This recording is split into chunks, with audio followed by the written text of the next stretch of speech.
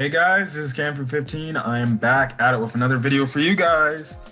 And I am back with another One Piece anime episode review. And this is anime episode review 977, I believe.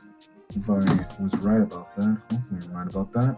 Hopefully I'm right about that because, man, what a episode tonight, guys. What an episode tonight. We finally get the traitor being revealed. And as I'm looking, yes, episode 977. Yes, we finally get the traitor revealed in this episode. And that ending was great and a really nice way to hype up with Luffy, Kid, and Trafalgar Law. Now, it's funny because when I saw that, I'm like, what should be the freaking thumbnail of this video?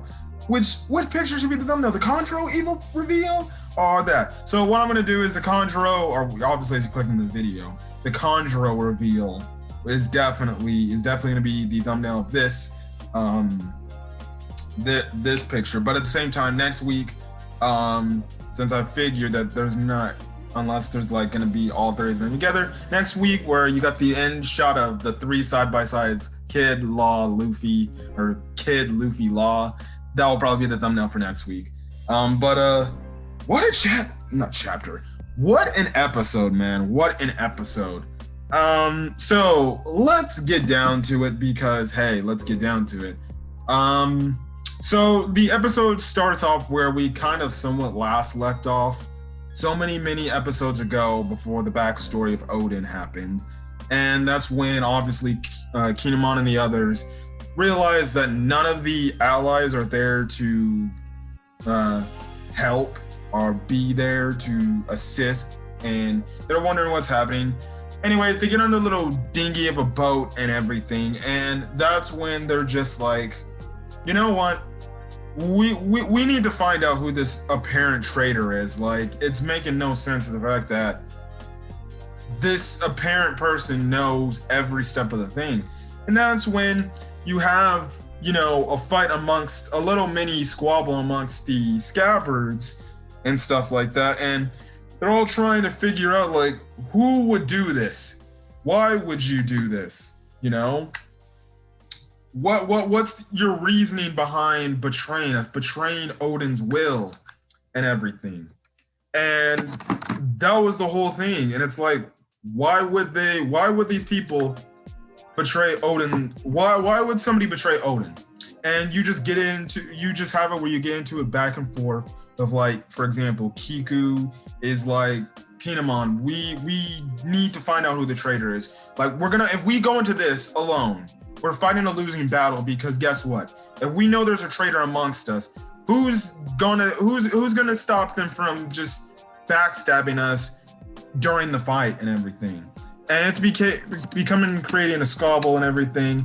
And then lo and behold, after some internal squabbling and the scabbards looking at each other and everything, that's when Kanjuro speaks up. He's like, well, I kind of got something I gotta tell you. And the way they show it was really freaking good.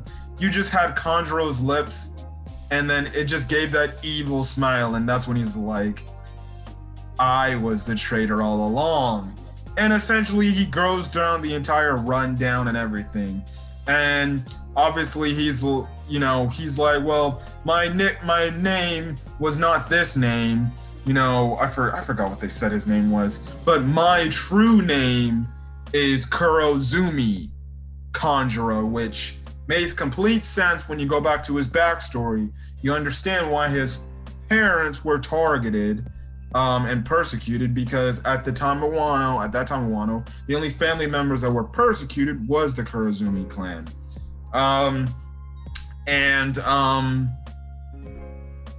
And figures that he's a Kurozumi, and of course, that means he's related to Orochi. And this throws the entire scabbards for a loose and everything. I'll talk about Kanjuro being revealed the traitor at the end of my review. So it's a whole shock, and they're like, Kanjuro, why would you do this? And he's essentially talking like a man's like, well, it doesn't mean much to me. He's like, Orochi told me my plan, my whole thing you told me to do, my play is over essentially. And he told me to go back to him. But then that's when Kinemon, he just gets too upset with this and he cuts off Kanjuro's head. But then Kanjuro starts laughing and we see another Kanjuro appear behind Shinobu and Momonosuke. He manages to draw a snake that manages to tie up or capture Shinobu, and he manages to grab Momonosuke, and he's like, yeah, along to that, he wanted me to bring Momonosuke to him as well. And that's when Inuyasha is like, whoa, wait a second.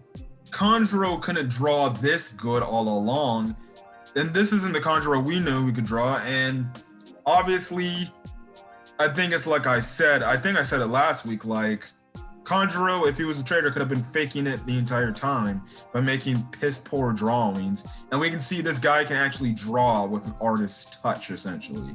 And things like that. But lo and behold, then that's when you have the Beast Pirates show up. I even think they showed up even before that. And they got the Scabbard's Koner, and they're like, well, shit, look at that. There's the 9 Scabbards that, Orochi told us about from the past, and now we get to kill these guys and stuff like that. Also, they do know that Kanjuro is the traitor as well. So when it looks like, the Scabbards are going to get all hellfire, cannons fired on them, lo and behold, one of the Beast Pirate ships takes a shot, and lo and behold, you see the Sunny in the distance, and it's when Luffy's crew appears. They did not get blown up. I don't know what happened or how their ships were not blown up. Law's submarine actually rises up from the water, and then 2, you see Eustace Captain Kidd joining on the fray. And essentially the episode ends with them monologuing, saying, when you're on the sea, you're dealing with pirates, essentially telling the samurais, like, listen, this is a whole different game on the waters. You're dealing with pirate stuff now, so guess what? We'll take care of this. And it's crazy to see that Luffy, Law, and Kid are all working together. And now I don't know what happened to Law and Kid and how they reunited with Luffy and the others, but they definitely must have come to some agreement to where they're working together to collectively take Kaido. Obviously, I'm guessing they're having a temporary 3-man alliance in order to take down Kaido and Big Mom. So it's going to be interesting to see what happens next. Definitely, I like the ending image where they did that, which is probably the thumbnail of next week.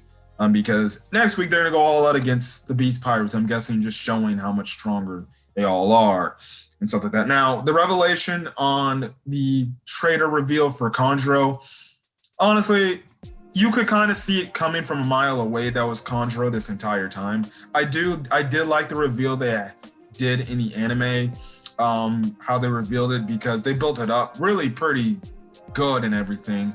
But the fact that he was a Kurozumi, again, the backstory kind of gives it away, as well as the devil fruit and everything.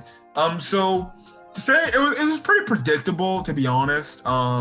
It was pretty predictable.